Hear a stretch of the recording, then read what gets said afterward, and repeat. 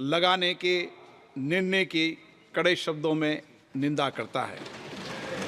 इसके साथ ही हम उन सभी लोगों की संकल्प शक्ति की सराहना करते हैं जिन्होंने इमरजेंसी का पुनर्विरोध किया, अभूतपूर्व संघर्ष किया और भारत के लोकतंत्र की रक्षा का दायित्व निभाया। भारत के इतिहास में 25 जून 1975 के उस दिन को हम हमेशा काले अध्याय के रूप में जाना जाएगा। इस दिन तत्कालीन प्रधानमंत्री श्रीमती इंदिरा गांधी ने देश में इमरजेंसी लगाई और बाबा साहब अम्बेडकर द्वारा निर्मित संविधान पर प्रचंड प्रहार किया था। भारत की पहचान पूरी दुनिया में लोकतंत्र की जननी के तौर पर है। भारत में हमेशा लोकतांत्रिक मूल्यों और वाद संवाद का समर्थन हुआ, हमेशा लोकतांत्रिक मूल्यों की सुरक्षा की, उन्हें हमेशा प्रोत्साहित किया गया। ऐसे भारत पर श्रीमती इंदिरा गांधी द्वारा तानाशाही थोप दी गई, भारत के लोकतांत्रिक मूल्यों को कुचला गया और अभिव्यक्ति की आज़ादी का गला घोटा गया।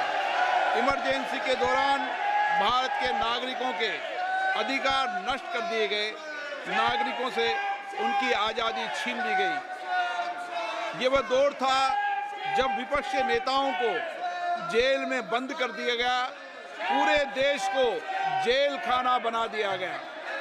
तब की तानाशाही सरकार ने मीडिया पर अनेक पाबंदियां लगा दी गई थी, न्यायपालिका की स्वतंत्रता पर अंकुश लगा दिया गया था। इमरजेंसी का वह समय हमारे देश के इतिहास में अन्याय काल का एक काला खंड था। आपातकाल इमरजेंसी लगाने के बाद उस समय कांग्रेस सरकार ने कई ऐसे निर्णय किए जिन्होंने हमारे संविधान की भावनाओं को कुचलने का काम किया। पूर्व और निर्दयी maintenance of internal secretary act Misa में बदलाव करके कांग्रेस पार्टी ये सुनिश्चित किया कि हमारी अदालतें मीसा के तहत गिरफ्तार लोगों को न्याय नहीं दे पाए। मीडिया को सच लिखने से रोकने के लिए parliament president production of publication refill act, press council refill act और prevention of publication of objectionable matter act लाए गए। इस काले खंड में संविधान में 38वां, 89वां, 40वां, 41वां, 42वां संविधान संशोधन किया गया। कांग्रेस सरकार द्वारा किए गए संशोधन का लक्ष्य था सारी शक्तियां एक व्यक्ति के पास आ जाए, न्यायपालिका पर नियंत्रण हो, संविधान के मूल सिद्धांत खत्म किए जा सके। ऐसा करके नागरिकों के अधिकारों का दमन किया गया और लोकतंत्र के सिद्धांतों पर आघात किया। इतना ही नहीं, तत्कालीन प्रधानमंत्री श्री इंदिरा गांधी ने कमिटेड ब्यूरोक्रेसी और कमिटेड जुडिशरी की बात कही, जो उनकी लोकतंत्र विरोधी रवैये का एक उदाहरण है। इमरजेंसी अपने साथ ही ऐसे असामाजिक और तानाशाही की भावना से भयंकर चुनौतियों को लेकर आई, जिसने गरीबी, दलित और वंचितों को तबाह कर दिया। इमरजेंसी के दौरान लोगों को कांग्रेस सरकार द्वारा जबरन थोपी गई अनिवार्य नसबंदी का, शहरों में अतिक्रमण हटाने के नाम पर मनमानी का और सरकार की कुनीतियों का प्रहार झेलना पड़ा। ये सदन उन सभी लोगों के प्रति संवेदना जताना चाहता है। 1975 से 1970 कालाखंड अपने आप में एक ऐसा कालाखंड है जो हमें संविधान के सिद्धांतों, संघीय ढांचे और न्यायिक स्वतंत्रता के महत्व को याद दिलाता है। ये कालखंड हमें याद दिलाता है कैसे उस समय हम सभी पर हमला किया गया, क्योंकि जिनकी रक्षा आवश्यक है।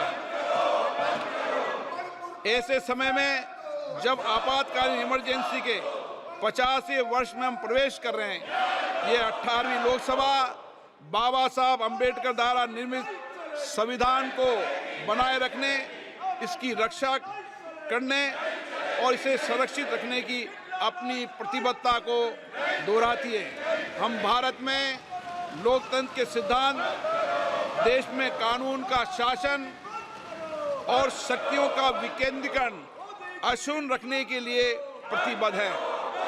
हम संवैधानिक संस्थाओं में भारत के लोगों की आस्था और उनके अभूतपूर्व संघर्ष, जिनके कारण इमरजेंसी का अंत हुआ और एक बार फिर संवैधानिक शासन की स्थापना हुई, उनकी सराहना करते हैं।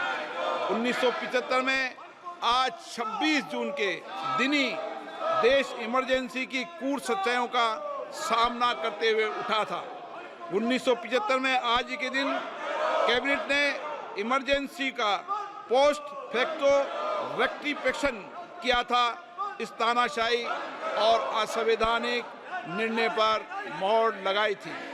इसलिए हमारी संसदीय प्रणाली अनगिनत बलिदानों के बाद मिली दूसरी आज़ादी के प्रति अपनी प्रतिबद्धता को दोहराने के लिए आज के प्रस्ताव किया जाना आवश्यक है।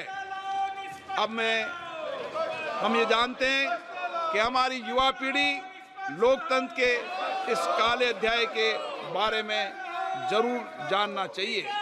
इमरजेंसी के दौरान गैर कानूनी गिरफ्तारियां, सरकारी प्रताड़ना के चलते अनगिनत लोगों को यातनाएं सहनी पड़ी थी। उनके परिवार उनको असमित कष्ट उठाना पड़ा था। इमरजेंसी ने भारत के कितने नागरिकों का जीवन तबाह कर दिया था, कितने लोगों की मृत्यु हो गई थी। इमरजेंसी के इस काले खंड में कांग्रेस की तानाशाह सरकार के हाथों अपनी जान गंवाने वाले भारत के ऐसे कर्तव्यनिष्ठ और देश में प्रेम करने वाले नागरिकों की स्मृति में हम सब 2 मिनट का मौन रखते हैं।